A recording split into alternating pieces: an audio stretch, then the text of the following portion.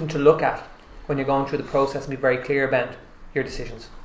Okay. It's a very good exercise, I find, that if you're going, when you're starting out where you start at the beginning, when you're preparing and planning, is to ask yourself at the end of the day, when you're making your selection, if I have to justify this before a third party, whether it be the Employment Appeals Tribunal or in some cases the High Court, is my rationale defendable, clear, objective?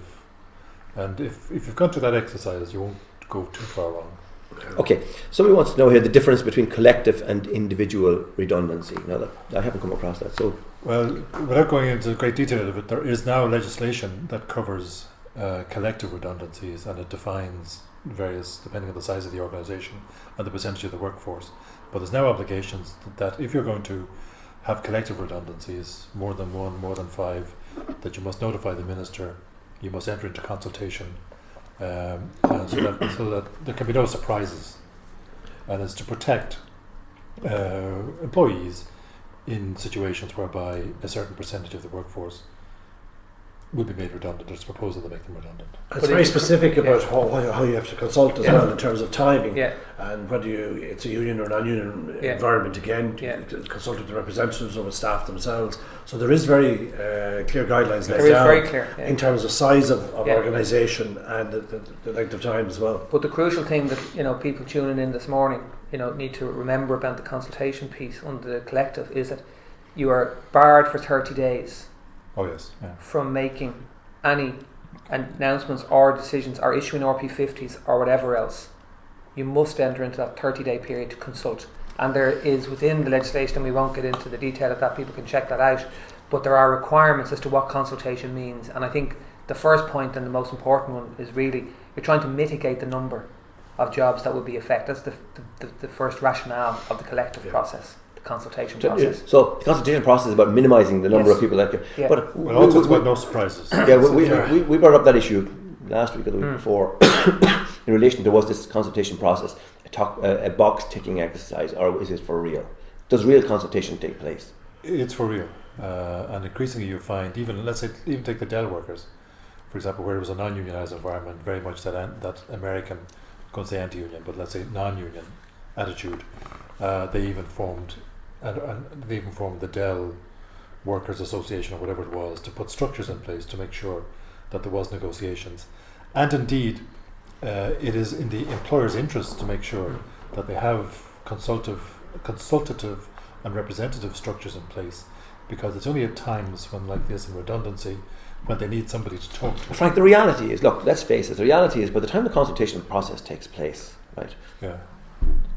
The strategic review has taken place. The plan is in place. People realise the business needs to take out so many people out of the business, and the plan is absolutely ready to go at this stage, and it's being announced. Then the consultation takes place. In reality, is there anything to consult about, or is there anything that can happen during the consultation process that's going to change the plan that was there? In reality, there is. First of all, as Martin said, you're not in a position to make anybody redundant for 30 days during the consultation period.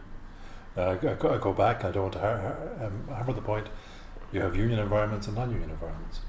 In union environments, the consultative and representative structure is very clear cut, and any good employer will have mirrored in a non-union environment, will have a separate but different, and is obliged to have, by and large, a separate but different structure in place. You and I worked at one stage with an organisation not too far from here, where we actually worked, and Martin with us as well, and we worked in setting up, it was a non-union environment, we worked in setting up the committee or whatever it was that was actually going to look at the consultation and I suppose empower them in how to actually conduct this. But people were pretty much learning within a week or 10 days how to actually conduct negotiations with the company. I'm trying to figure out, the question I'm asking there is that during that process, what are the sort of things people should be looking out for from the company point of view? You say people, the employees? The employees. No, so the employers should be watching the out employer should, for starters, should be absolutely satisfied that they have complied with all the relevant legislation in terms of, first of all, collective redundancies, down to at the outset notifying the minister of what they're about, and making sure that they have, again, behaved reasonably in complying with whatever structures they may have in place or need to put in place quickly to be able to talk to the staff. Right. And it comes back, it should be all one seamless exercise. You know this better than most. Communications is the key. There should be a structure in place so you can talk to people. And I mean, I could venture to say, if you're waiting until the day before you're going to announce the redundancy program, it's probably a bit late to be scrambling to put in. Not a bit late, but Yes. you'd be better off thinking about it now. Okay. Looking at the deals and packages that are going at the moment, somebody rang in earlier during the week to ask us to include on this, what is the current average rate of weeks for redundancy payment? Well, I think there's a couple of things you've got to bear in mind. There's two distinct elements to redundancy payments. The first one is the statutory, Yes. okay, which is capped at 600 per week, and that's separate. You pay that. Excuse me. You do your form filling, and you get your 60% back from the department. Then you have the other number, which is the ex-gratia payment, which is, as it suggests, over and above. The company decides to give it. The original one isn't taxed either. The first is not taxed. statutory is tax exempt. But if you get into the ranges at the moment, like I would have had some time in the construction world, Right. and construction, statutory is statutory, full stop. Yeah. Yeah. There is nothing else. It was out about 6-7 weeks at one Yeah. stage. It's back around 2 to 4 now. 4 probably is an average. To answer that question, you know. Yeah. Actually, just I heard 6 there. Well, it somewhere goes back to the it originated in company union agreements, again on the basis the union principle that there should be no compulsory, it should be voluntary. Yes. So it goes back to the principles of comparability that unions use with employers generally. And if you're reading the IBEX survey or any of those surveys, you'll find that different industries have different norms and different levels. Historically, precedents have been set, and of course, you know, there are different criteria applying in different areas. So you'll find that as companies benchmark themselves against their competitors, and unions do the same, that in one area it could be 6 weeks pay per year of service, in another area it could be 5, in other areas it's 2, 3, and then, you know, if you need to get some sort of objective criteria, have a look at the Labour Court website and look at the Labour Court recommendations on redundancy.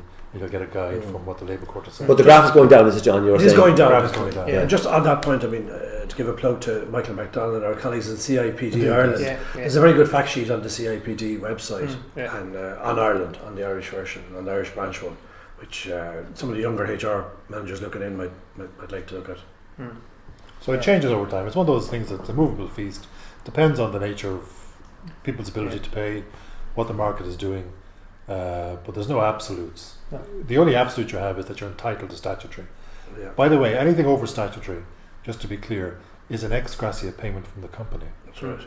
So you have your legal entitlement, which is laid out under the Redundancy Payments Act, which we know was amended from a half week's pay per year of service to 2 weeks pay per year of service, which changed the nature of calculation of lots of the redundancies, because many of the deals, as we recall, those of us who were old enough to be involved in free collective bargaining, some were inclusive of statutory entitlement, some were exclusive. Right. Yeah. And that's the norm. So there's a calculator on the department website. It's very good tool. Very good tool. Yeah. But essentially, what Frank says in terms of the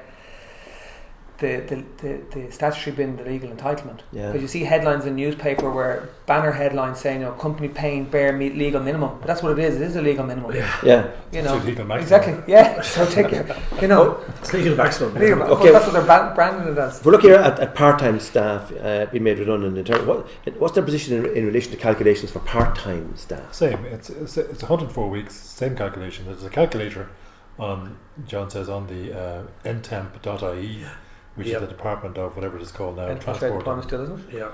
I think so. ntemp.ie. Intent. Wonderful calculator. You just